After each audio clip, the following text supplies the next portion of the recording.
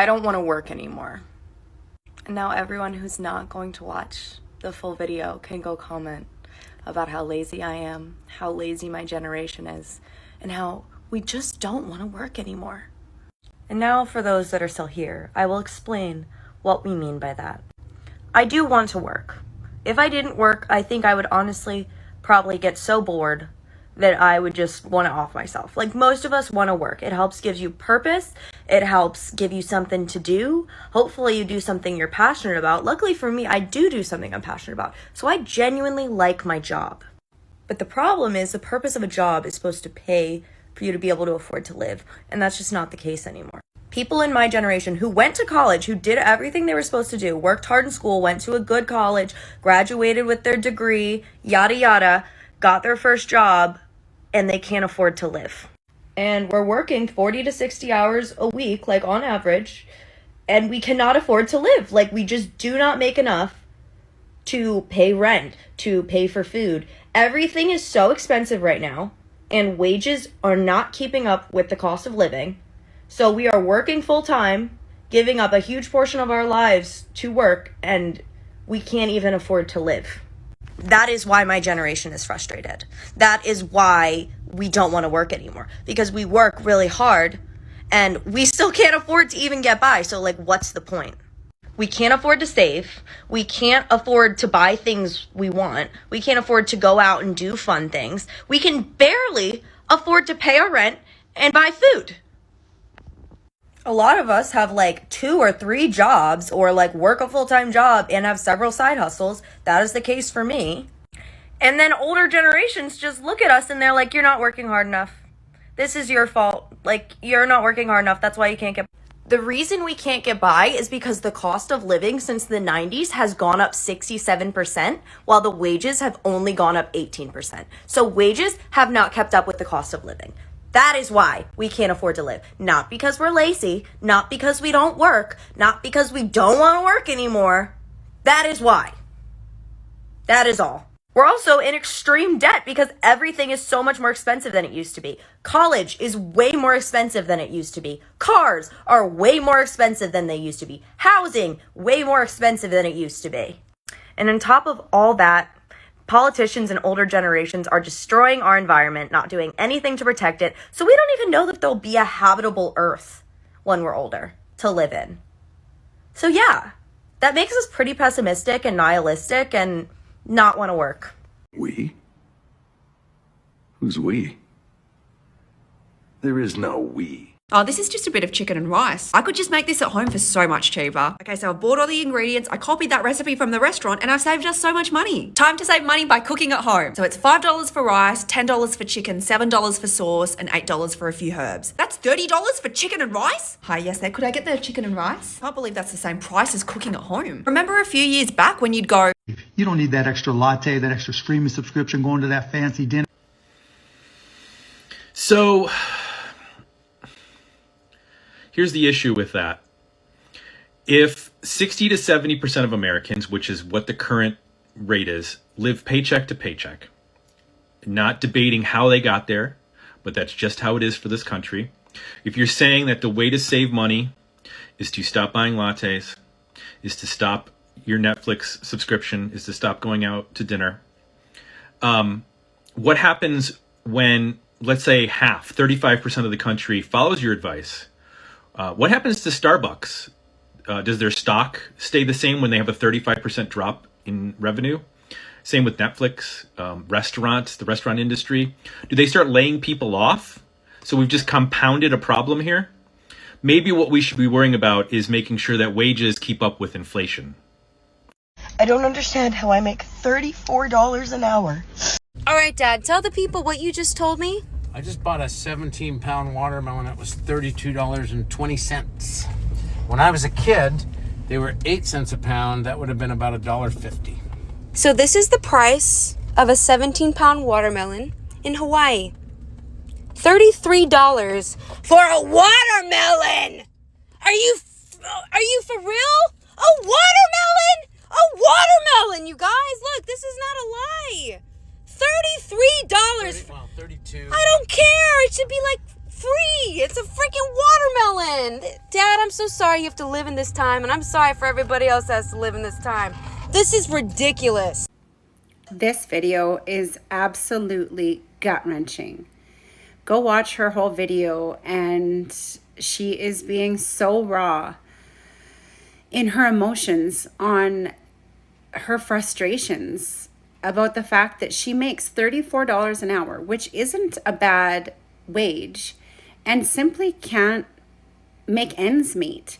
She talks about the fact that she has to buy a loaf of bread and eat toast with peanut butter and make one loaf of bread last her a whole week. I feel like so many Canadians are struggling beyond words right now, and it's just absolutely gut-wrenching. So she talks about the fact that she owns a home and her mortgage is coming up for renewal, and she's terrified, right? Because interest rates have skyrocketed and she has no idea how she's going to be able to afford the increase in her mortgage payments. So there are a few things that you could do in this situation. Now, I don't know her situation specifically, but if you own a home and you have some equity in your home, there are potential solutions. You can look at doing a refinance, which means using the equity in your home. When you do a refinance, you can take the equity out of your home to pay off other debts. Now, there are a lot of debts out there, say vehicle loans that are at higher interest rates, lines of credit, credit card debt that is at higher interest rates than what our mortgages would be. So overall, you do pay less in interest. And at the same time, you can improve your cash flow. She could also look at extending out her amortization. So for example, if you had 12 years left on your mortgage, you can look at extending it to 25 or 30 years, which will counteract that increase in interest rates and make your monthly payment more manageable. Now, I know that a lot of people are going to say, I don't want my mortgage to be another 25 or 30 years, and I fully understand that. But when it comes to only being able to eat peanut butter for breakfast, lunch, and dinner with toast, how is that for your health? You know, you do have to consider so many things outside of what might make the best sense. So by extending your amortization out, you can still pay additional money down. So if you were to get to a place where your monthly debt obligations are now manageable, you're probably going to be able to sleep better at night. If you can eat healthy, nutritious food, I mean, that's just going to help your mood and help you get on with every day. So when you do get on top or back on top of things, you can look to pay additional money down on your mortgage every month to get your amortization back down to a point that you're satisfied with. But it will get you through those tough times if need be. The bottom line is there are always options. Instead of feeling so defeated and overwhelmed, you can reach out, contact people, find out what options you have. Sometimes in life, it takes step back in order to be able to take some steps forward. And that's life. It's not all roses and unicorns, unfortunately. But knowledge is power, and just knowing what your options are, talking to people, you never know what might help you. So if you do own a home and you're feeling the way that this woman is feeling, reach out to a mortgage broker. It doesn't cost you a thing.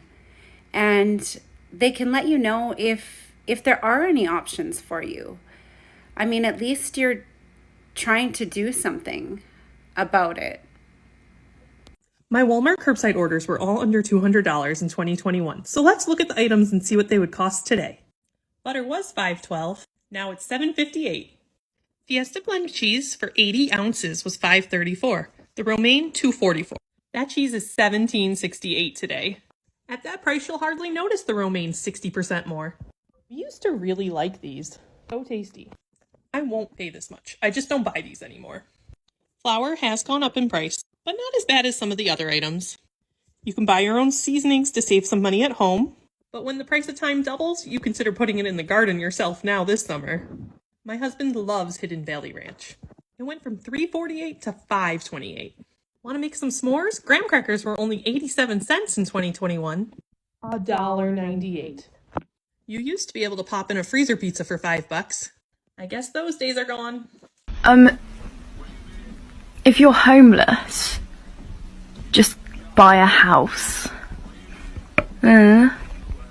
People want their fucking $25 an hour to do this shit. Fuck 'em.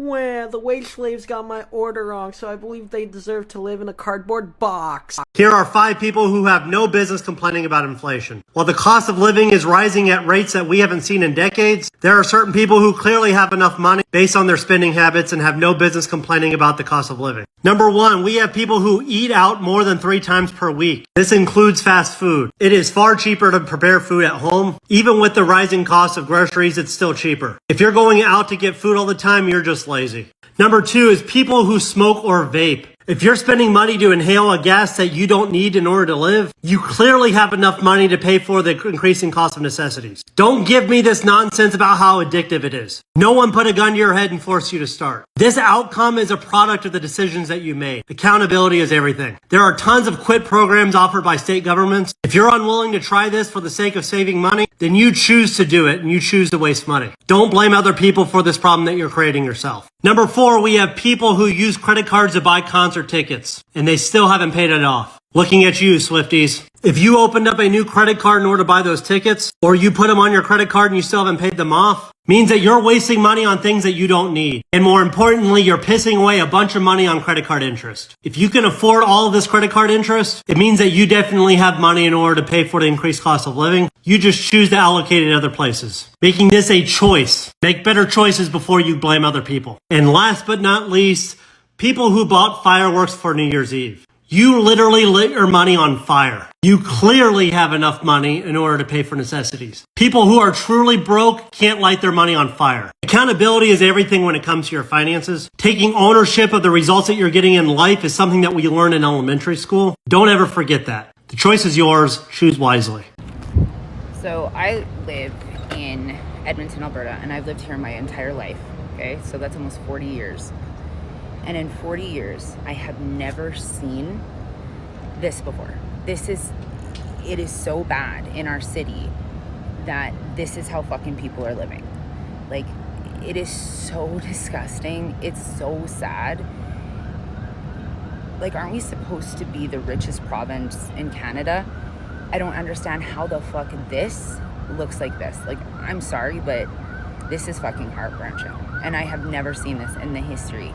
Like, I've seen a couple of these, 1 or 2, but not to this degree. And these, you know, they're popping up everywhere. And this is just, yeah, look for yourself. There is a tent city that is downtown. And this is a part of a parking lot.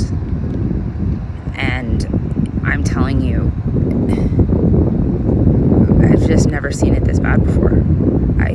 And these aren't, you know, junkies and people that are sitting there trying to, you know, do stupid shit. Like, these are, I've talked to a couple of the people that were there because I didn't want them to get mad at me filming.